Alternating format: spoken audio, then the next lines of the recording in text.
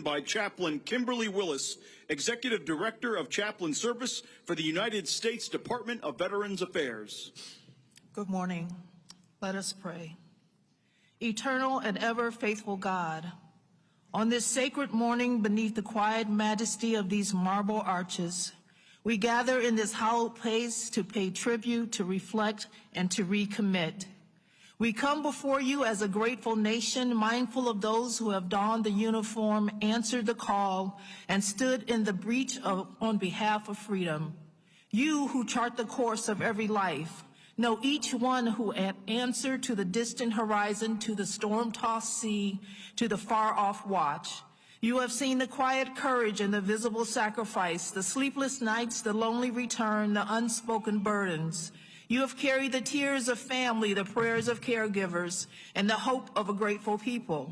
We remember those who fell, whose names rest beneath these stones, silent sentinels of our nation's promise. We remember those who yet bear in body or spirit the cost of service. Grant them your healing, your strength, and your peace.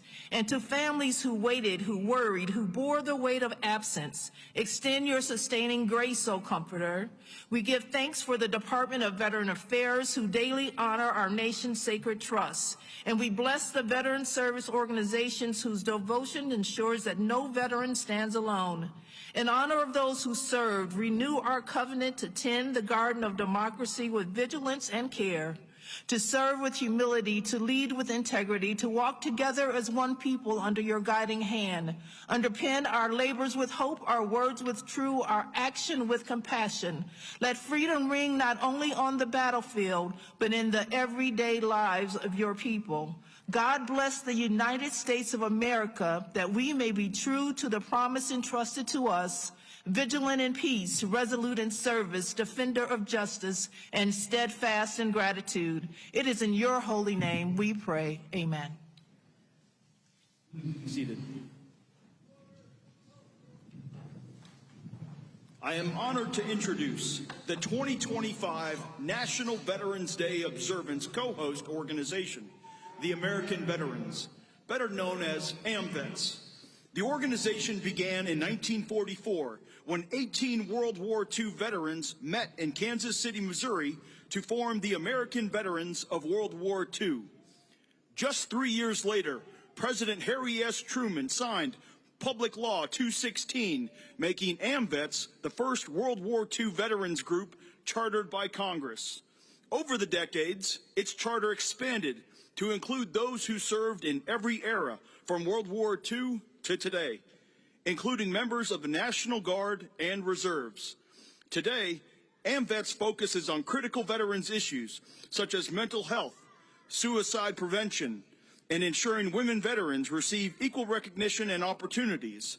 Representing AMVETS today is National Commander Paul Shipley, a U.S. Army combat veteran who served from 2004 to 2014, including a deployment to Iraq. Commander Shipley is the first post-9/11 veteran and one of the youngest leaders in AMVETS' 80-year history. Please join me in welcoming National Commander of AMVETS and co-host of today's ceremony, Mr. Paul Shipley, who will lead us in the Pledge of Allegiance and deliver remarks. Please stand for the Pledge of Allegiance.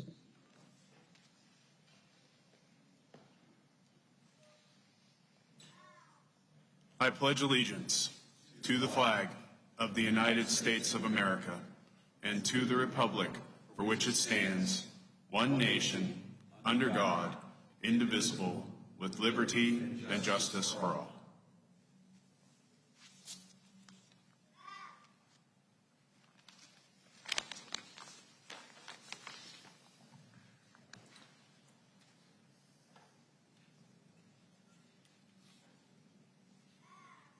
Good morning, Mr.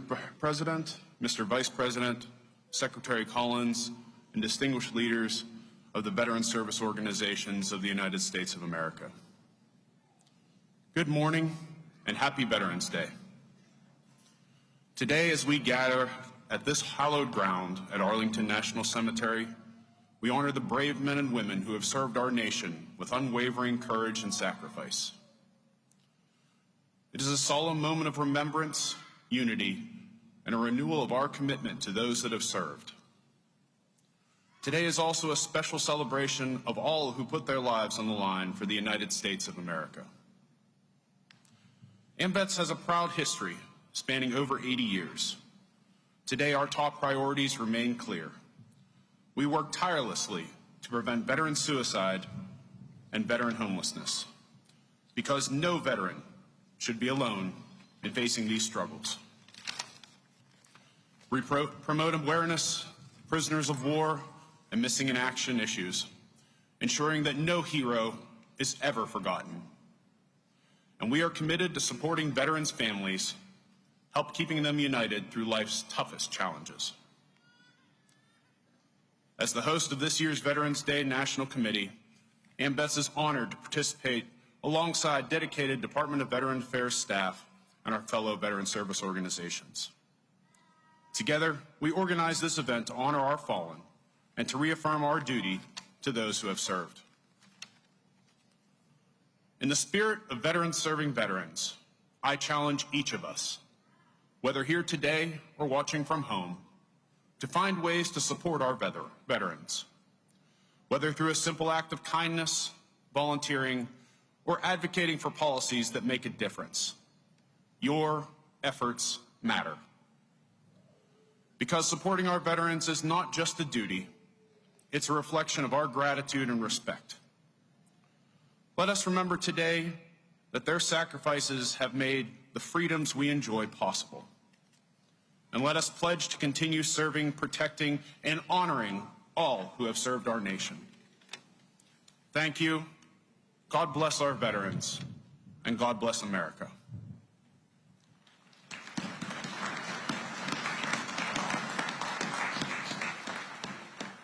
It is now my humble honor to introduce the 12th Secretary of the Department of Veterans Affairs. Secretary Doug Collins is an accomplished attorney with more than a decade of legislative experience representing the people of Georgia in the state legislature and later the U.S. House of Representatives. As a U.S. Air Force Reserve chaplain, Secretary Collins has ministered to our country's military since 2002. He completed a 2008 and 2009 deployment to Iraq while stationed at Balad Air Base. Collins remains a colonel in the United States Air Force Reserve, and he previously served in the U.S. Navy Reserve. Please join me in warmly welcoming VA Secretary Doug Collins.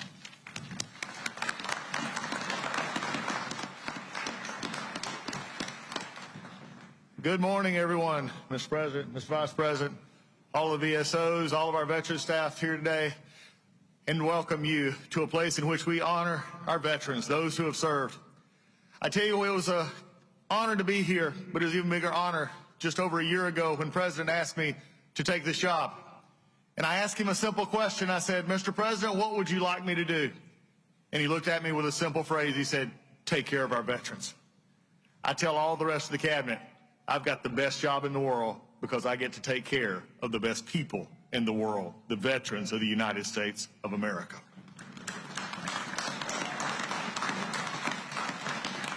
And this president is firmly committed to making sure this happens. The VA is a different place today than it was just 9 months ago. 9 months ago, there was more of an inner reflection. Now it is an outer reflection. The only thing that matters at the VA is that the veteran comes first. All we do is not about a bureaucracy or where we're from. It's about the veteran who walks through our door. Without the veteran, we have no job. The VA now understands that we do nothing else except take care of the veteran and do things for them. And under that direction from the president, we have lowered backlogs. We have increased wait times. And yes, Mr. President, we get them to community when they want to go to the community to see those doctors. And that's all just in the first 9 months. But the best part of this is that there is something to understand. Is that Veterans Day, unlike the others we celebrate, is about everyday people doing extraordinary things. Veterans Day is about men and women who come from small towns, hamlets, villages, and big towns. And they make a decision in their life to raise their right hand and say, I'm committing to something bigger than myself. I am stepping forward where many will not. I am raising my right hand and committing myself to service to a country, as I said just the other day, to make and ensure that our military is the biggest and baddest in the world. Our veterans make that possible.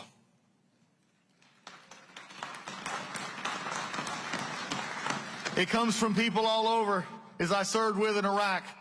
What I love about Veterans Day is it tells the story of a young girl. She was in her early 20s. I met her on the fields in a wind just like this in the desert of Iraq. She had showed up late, and I was on the night chaplain run, and I'd always saw everybody else, but I didn't recognize her. And I walked up to the gate, and I said, where have you been? And I said, I haven't seen you here. She said, sir, I'm a little bit late deploying with my troops. I said, well, what was the reason? And I said, you could, I figured, why are you coming in 3 or 4 weeks later? She said, well, sir, just about 2 months ago, I had my daughter. And I looked at her and I said, and you came anyway. I said, you could probably got a deferment of that. She said, no, sir. She said, I'd go where my troops go. I go where they go.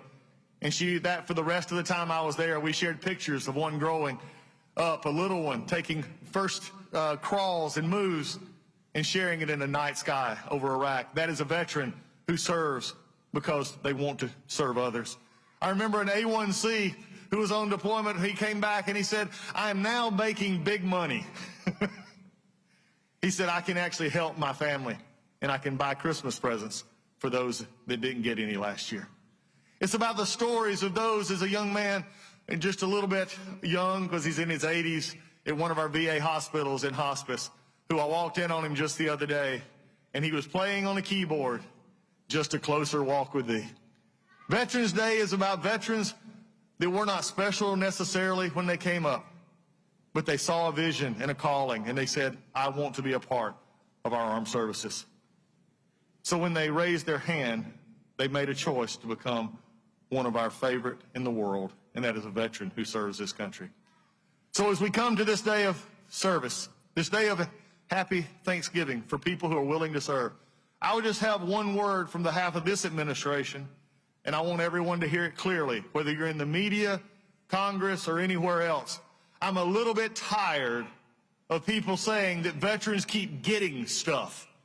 No, veterans do not get anything from this country. They have earned everything that they are getting, and I am committed to making sure they will always have that from this administration and this VA, and that is my promise and this president's promise to you. And with that, it is my honor to introduce to you a father, a husband, and yes, for those in the audience, a Marine. Oh, come on, Marines. There we go. My Marines ain't let me down on this one, because now I get to introduce the great Vice President of the United States. It is his honor. It is his Marine, and I'm making him wait just a minute. It is Mr. Vice President. He is ready to use.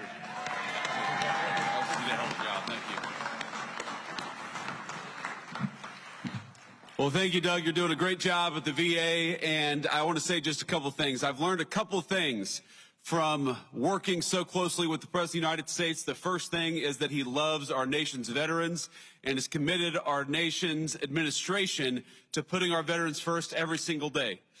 And the second thing I've learned about the President of the United States is that he really hates when somebody who's speaking before him goes on for too long. And so with that in mind, I have prepared a very brief and very inspiring 1 hour and 45-minute speech on this beautiful Veterans Day out here in the cold. But let me just give 3 very brief messages. First, to our nation's veterans, thank you. Thank you for serving and sacrificing. We've all got so many good stories of people that we served with over the years. During my 4 years of the Marine Corps, I met the very best of America. People who are willing to put on a uniform and risk their lives for their entire country. Just yesterday morning, I met people who lost limbs, who lost very, very important family members, who lost their psychological health, going out there and serving the United States of America. So whether you gave a little bit or whether you gave a lot, every single person who put on the uniform of this nation deserves our gratitude on this day especially, but every day. And so from the Vice President and the entire administration to our nation's veterans, thank you for your service, thank you for your sacrifice, and thank you for making us proud every single day.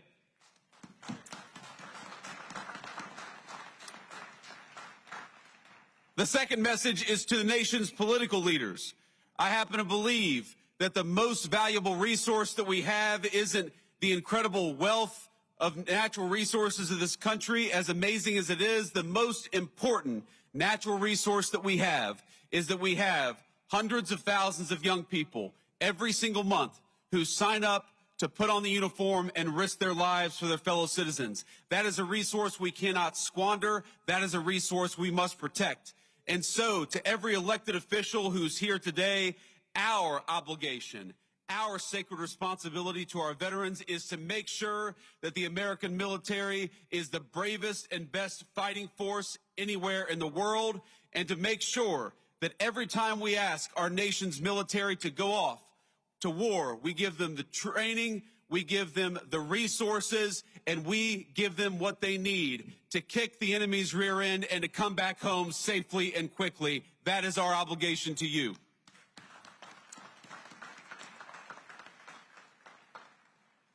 And my third and final message to the American people, I'm asked all the time how to best honor our veterans, and this day in particular gives you an opportunity, and it doesn't have to be difficult and it doesn't have to be complicated. If you find yourself at a restaurant this evening and you see somebody wearing a uniform, buy them a meal if you're able, or buy them a beer. If you see a veteran of our nation's armed forces, if you know somebody in your family, give them a call and say thank you. I heard already this morning from my mother-in-law who sent me a message early California time, and it touched my heart. Just knowing that we have loved ones who recognize our service, who care about it, and who care enough to go out and say thank you.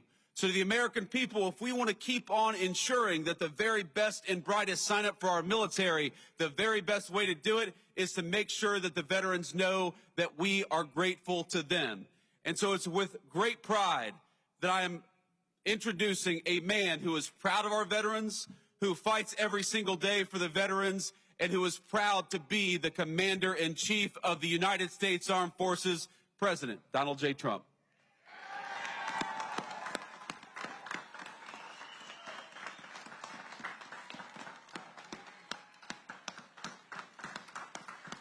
Thank you, JD. Thank you very much to our great Vice President. It was a good decision I made.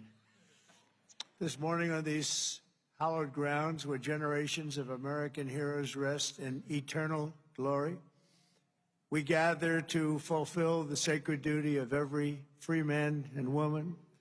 On Veterans Day, we honor those who have worn the uniform, who have borne the battle, who have stood to watch, and whose ranks have formed the mighty wall of flesh and blood, bravery and devotion that has defended our freedom for 250 years.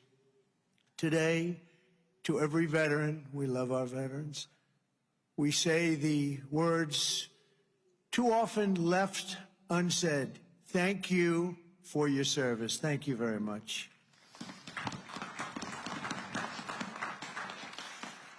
And we want to also say thank you for carrying America's fate on your strong, very broad and proud shoulders. Each of you has earned the respect and the gratitude of our entire nation. We love you, we salute you, and we will never forget what you have done to keep America safe, sovereign, and free. Thank you very much.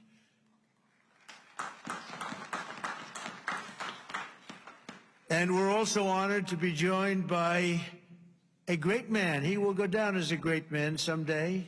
Speaker Mike Johnson. Speaker. Wherever you may be, Speaker. We love you, Speaker. There he is, right there. Good. Got a good location. He always gets a good location. And congratulations to you and to John and to everybody on a very big victory. We're opening up our country. Should have never been closed. Should have never been closed. I want to thank Secretary Doug Collins, who's outstanding, just done a fantastic job for the veterans. We have a 92% approval rating. We took that up from 38% from a certain previous administration that we won't mention. Also, Secretary of War, we like the sound of that better than the other. Secretary Pete Hegseth. Pete, thank you very much. Thank you, Pete. Great job. Our great Attorney General, Pam Bondi. Pam, Thank you very much. Thank you. Secretary Doug Burgum. Doug, thank you. Thank you very much for being here, Doug. A #1 energy person anywhere in the world, acknowledged. I was amazed that he took the job, and he did it without hesitation. What he gave up, what Doug gave up, what all of them gave up, nobody would ever know. But Secretary Chris Wright, #1 anywhere in the world, acknowledged. And drill, baby, drill, Chris, right? Drill, baby, drill. The energy prices are way down, and they're going further. Secretary Linda McMahon, education, moving education back to the states, Linda, right?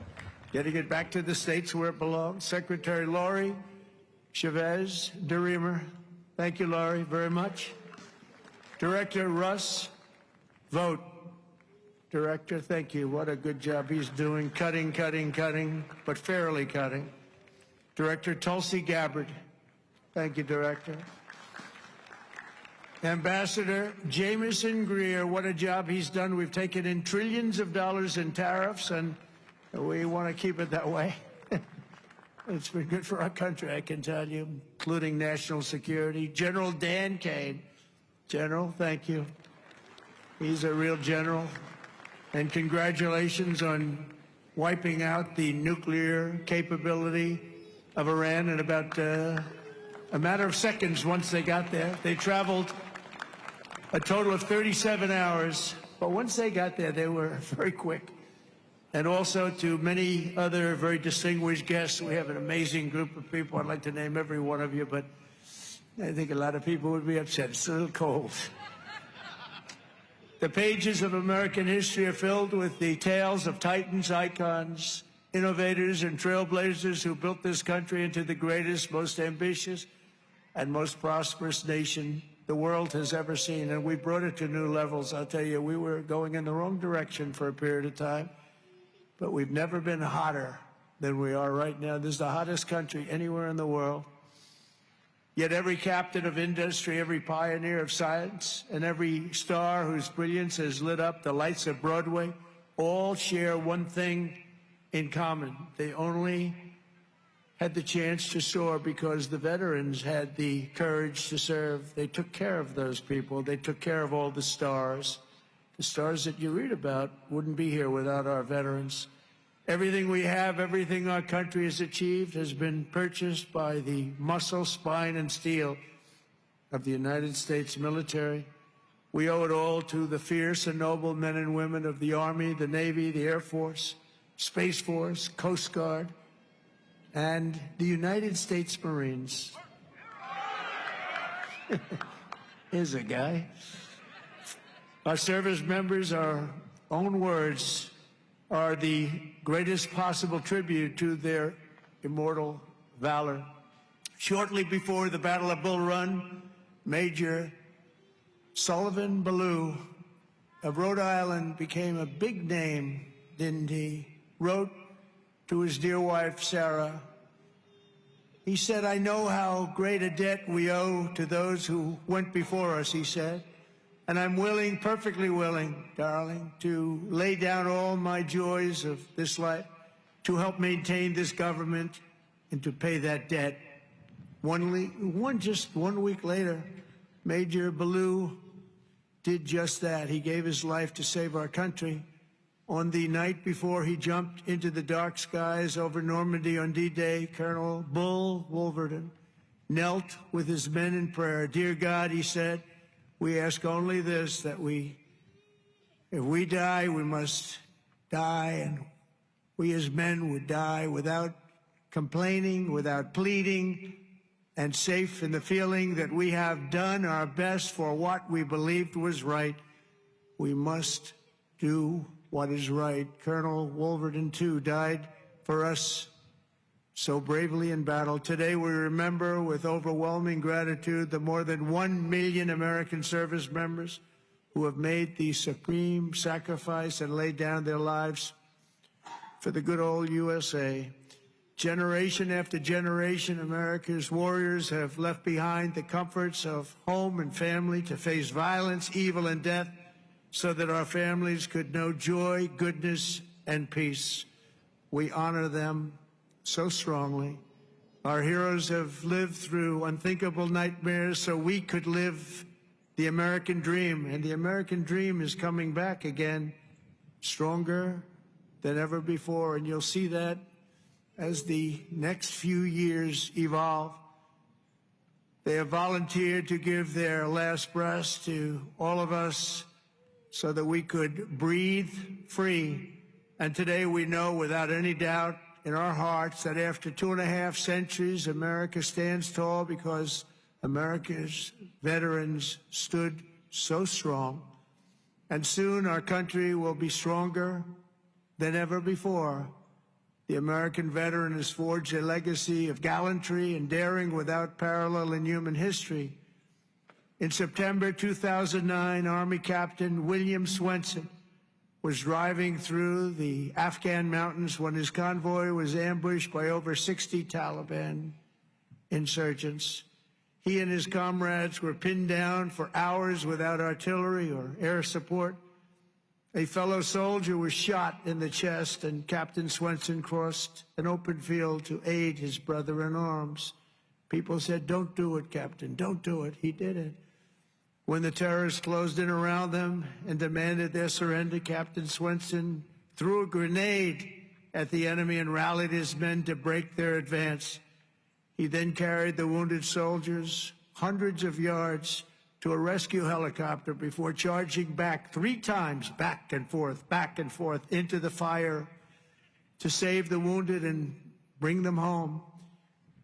Even after 7 hours of fighting, he refused to leave any man behind. Retired Lieutenant Colonel William Swenson is here with us in Arlington. And for his actions that day, he proudly wears the Congressional Medal of Honor. Colonel Swenson, thank you very much. Thank you very much, please. Thank you. Thank you very much.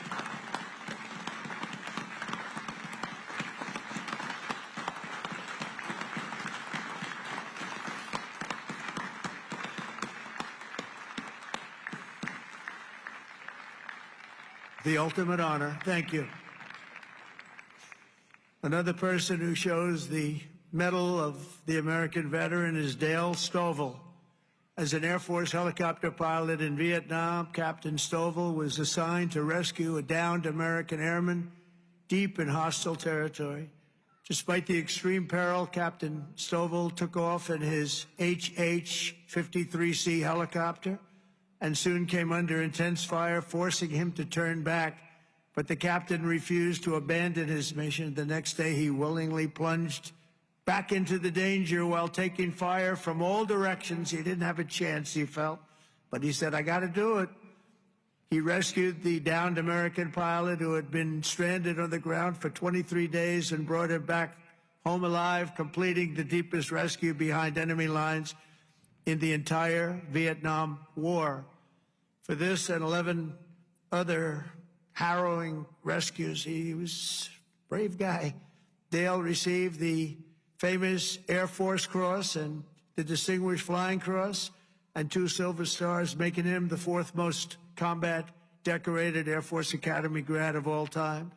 He retired as a brigadier general after 31 years of service. General Stovall, you are a legend. Please, thank you, General Stovall. Thank you very much. Thank you.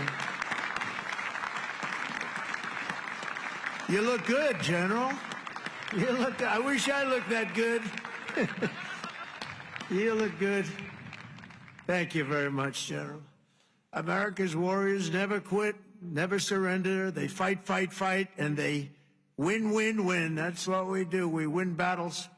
As you know, today is not only Veterans Day, but it's my proclamation that we are now going to be saying and calling Victory Day for World War I. Victory Day. You know, I was recently at an event and I saw France was celebrating Victory Day, but we didn't. And I saw France was celebrating another Victory Day for World War II. And other countries were celebrating. They were all celebrating. We're the one that won the wars.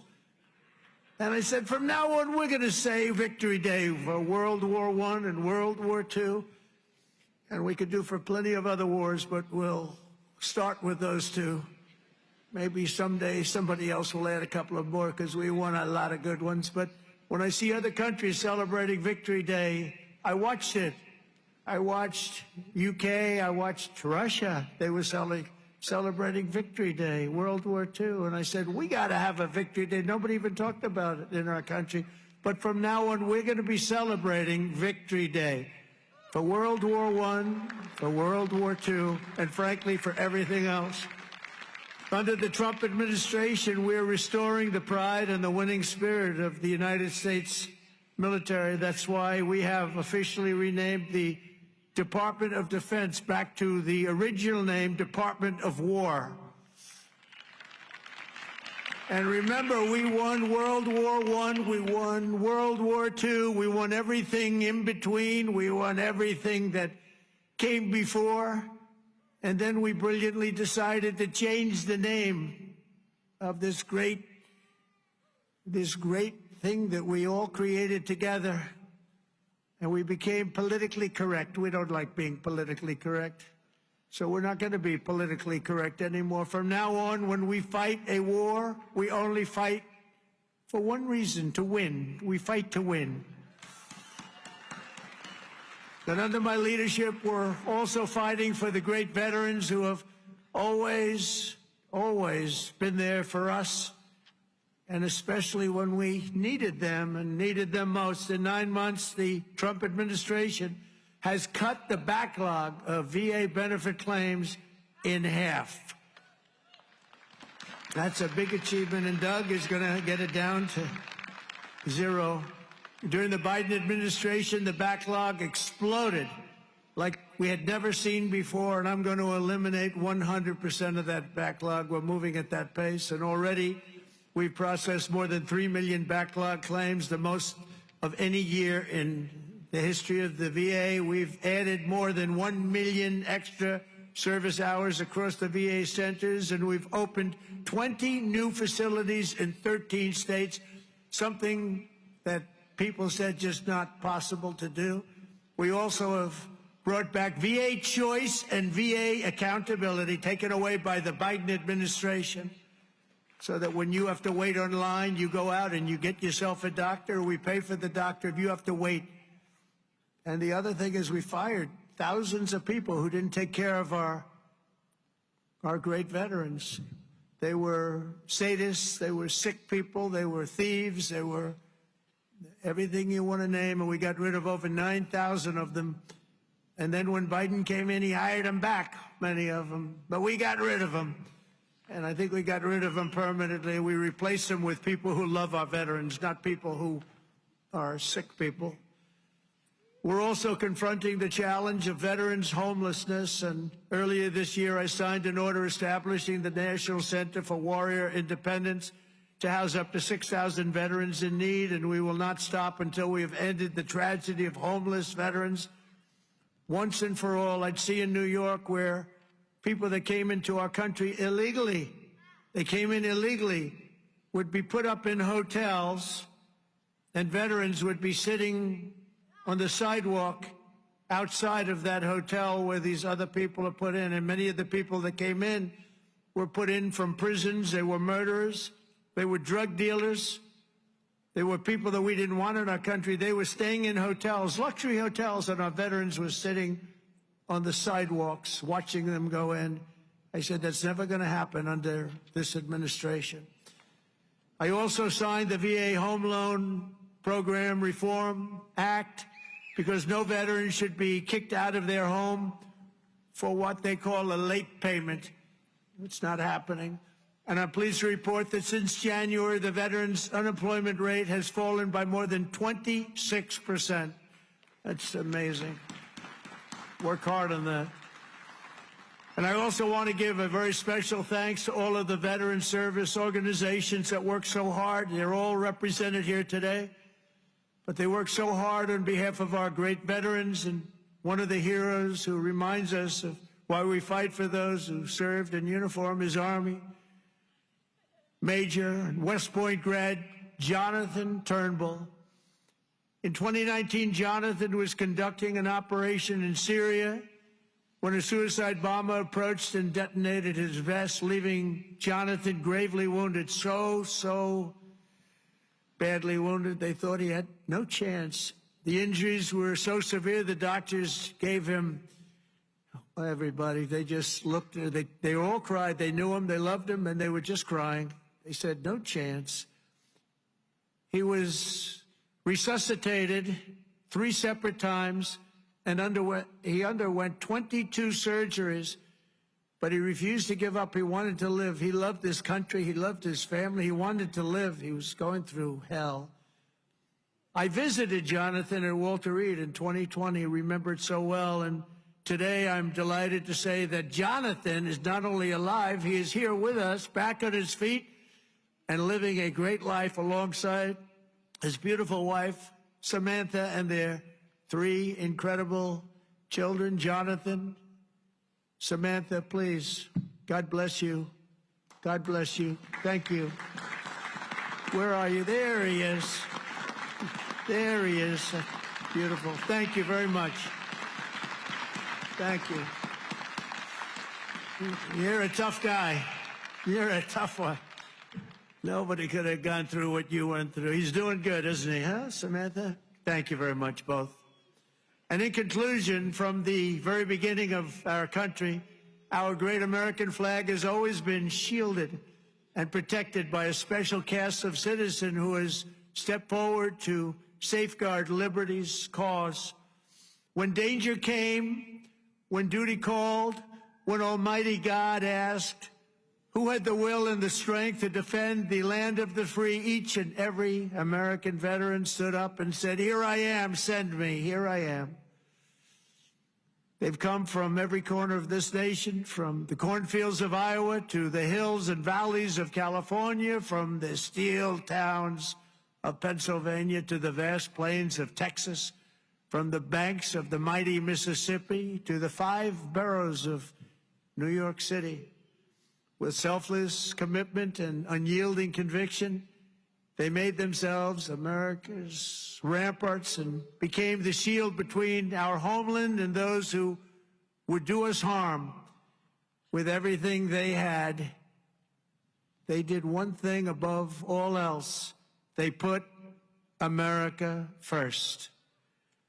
On the decks of destroyers, beneath the thunder of cannon fire, in the cockpits of our beautiful B-2 bombers. Aren't they beautiful now? We respect them so much. What a job they did. That in an instant completely obliterated Iran's nuclear capability, of which we have just ordered, I have to say, many more of the updated versions of that incredible piece of art. They defended the American Republic, dispensed American justice, crushed the enemies of freedom, and vanquished the forces of wickedness and evil. That's what we've been doing. Because of what every veteran has done today, the flame of liberty shines bright. The people of our nation sleep safe.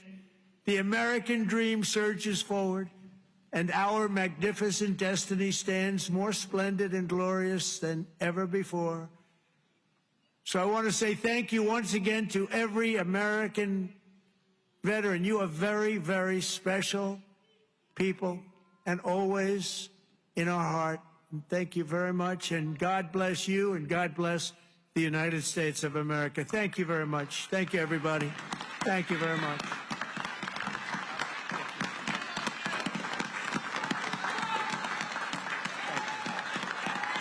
Thank you very much.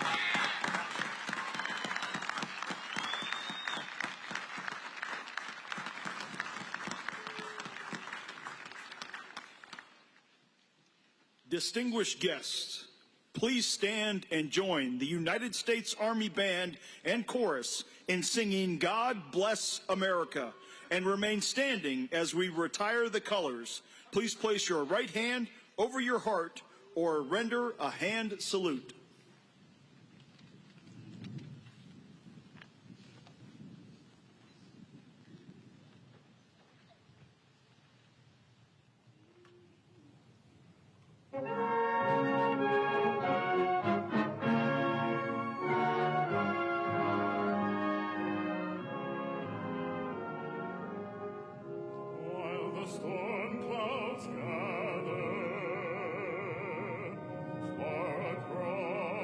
sea. Let us swear allegiance to a land that's free. Let us all be grateful for a land so fair, as we raise our voices in a solemn prayer.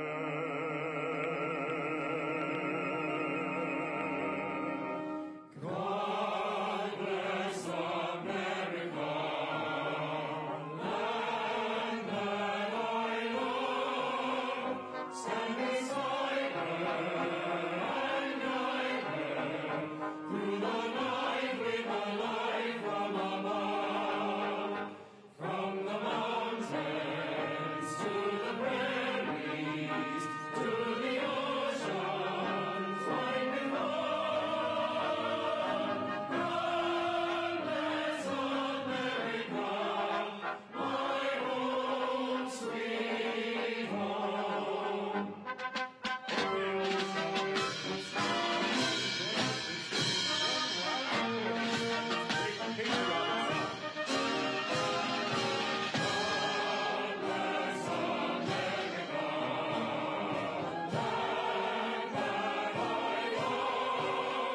Stand beside her and guide her through the night with a light from above.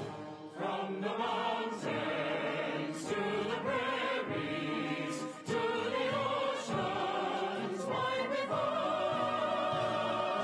God bless America, my home, sweet home. God bless America, my home, sweet home.